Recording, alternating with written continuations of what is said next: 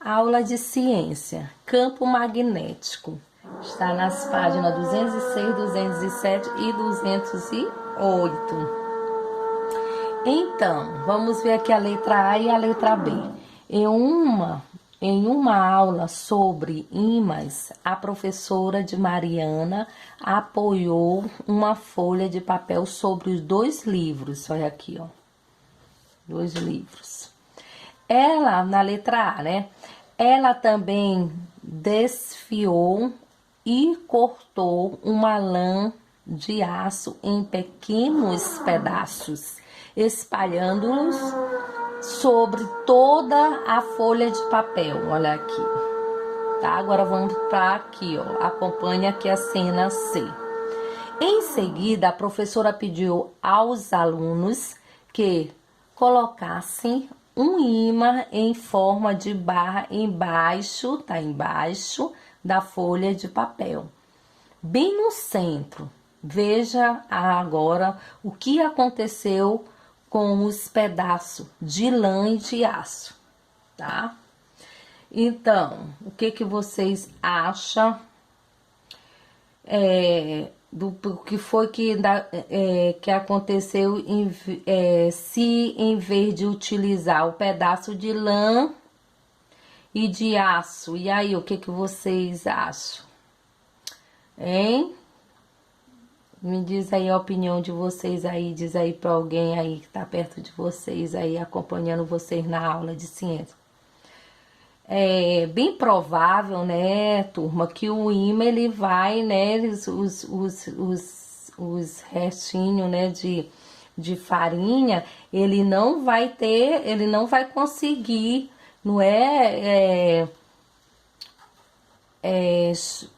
acompanhar, não é? Porque não é um material que o ímã vai ter um magnetismo, né? Então, a farinha não é. Mas o aço vai acompanhar, né? Conforme vai mexendo o ímã embaixo, também vai acompanhando. Então,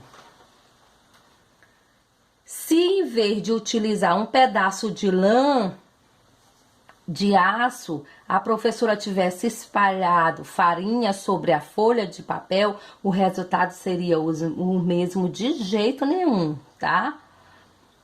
Pois a farinha, ela não é atraída pelo ímã, tá bom, turma? Então, tem uma pergunta aqui: o que ocorreu com um pedaço de lã e de aço quando o ímã foi colocado embaixo da folha de papel? O ímã, o que foi? O ímã atraiu o pedaço de lã e de aço, fazendo com ele mudasse o que? De posição. É como se tivesse aqui, ó. Aí eu tivesse aqui, aí as coisas que tivesse aqui ia mudando, porque ele ia mexendo e ia mudando. Por quê? Porque o ímã ia atrair, né? Ia haver atrair isso aí a gente chama que é um campo magnético, tá bom? Então, vamos dar continuidade. Ao observar o resultado da atividade que a professora de Mariana realizou, tá? Possivelmente você percebeu o que, turma? Que o pedaço de lã de aço foram formando um desenho com um ímã e foi se aproximando ao centro da folha, tá? Na folha de papel. E o desenho mostra a região que vai o quê? Que houve a atuação do ímã ao seu redor. Então, isso é denominado, tá? De campo magnético, não esqueçam disso. Tá? Então, aqui tem uma representação do campo magnético ao redor de um ímã em barra. Tá bom? Então, vamos dar continuidade na página 207. Campo magnético terrestre. Acompanhe aí a leitura, porque nós vamos falar um pouco.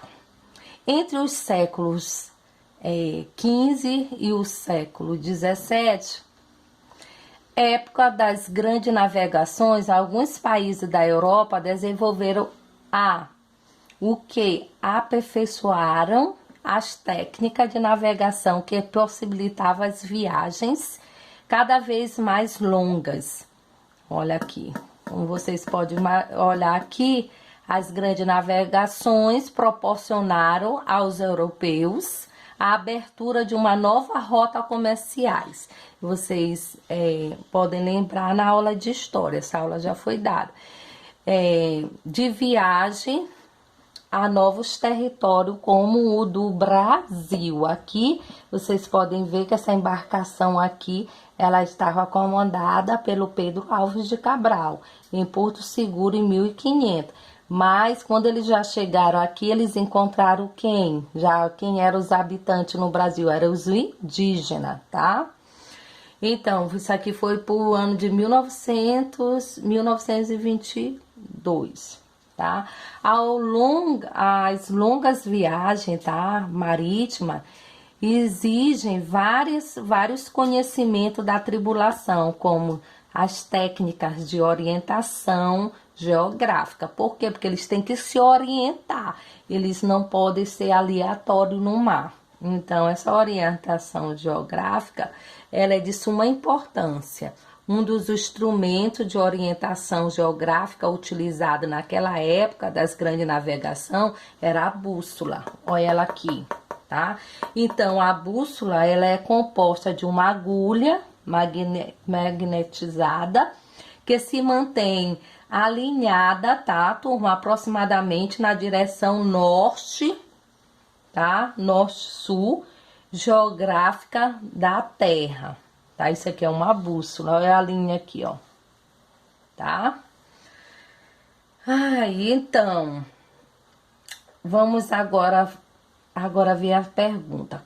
Vocês agora vão conversar com alguém, tá? E ó, que tá aqui perto de vocês aí, sobre o que mantém a agulha da bússola alinhada na direção norte-sul, tá? Aqui tá a linha aqui, ó, a agulha, ó.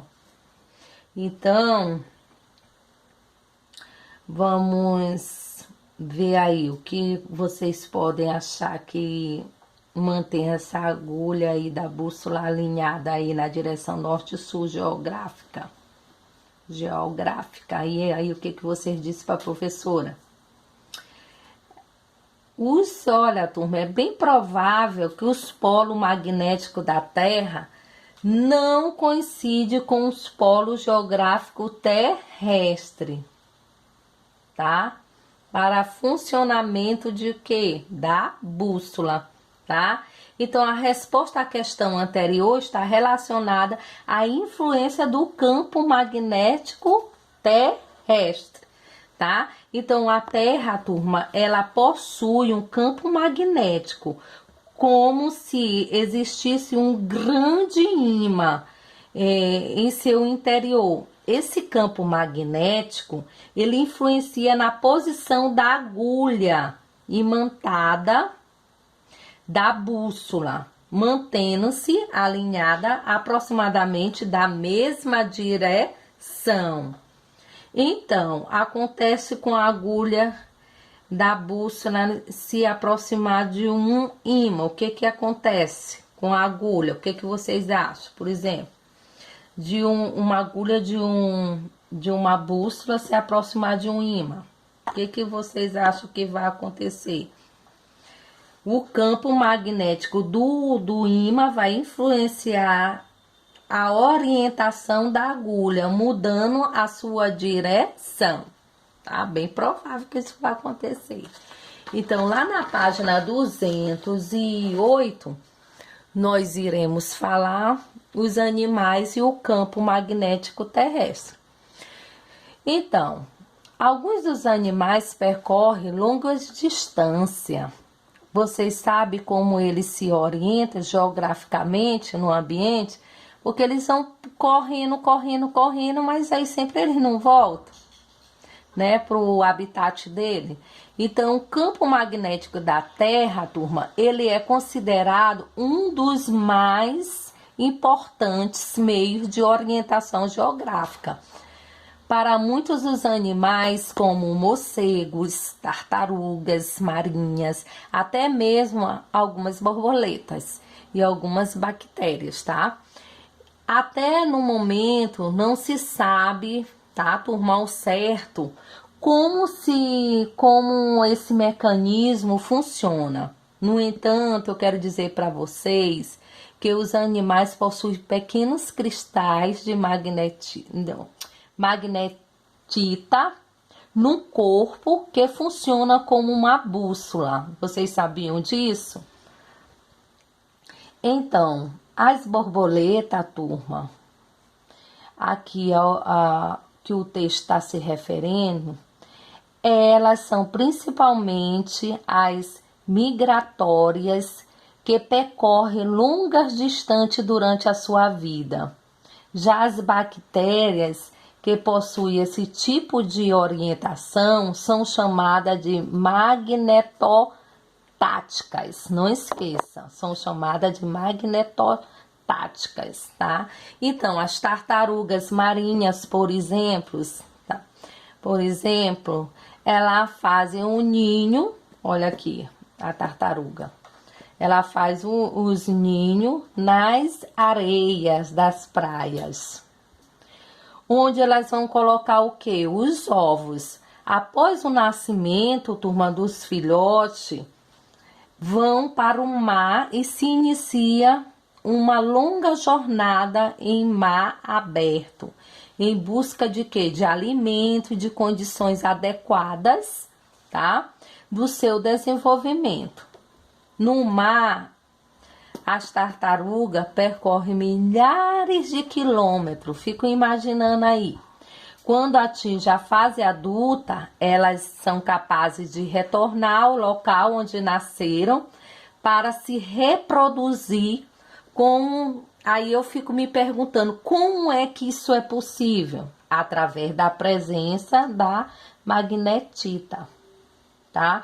No corpo desses animais, como eu expliquei anteriormente, que vai permitir que ele se identifique algumas características do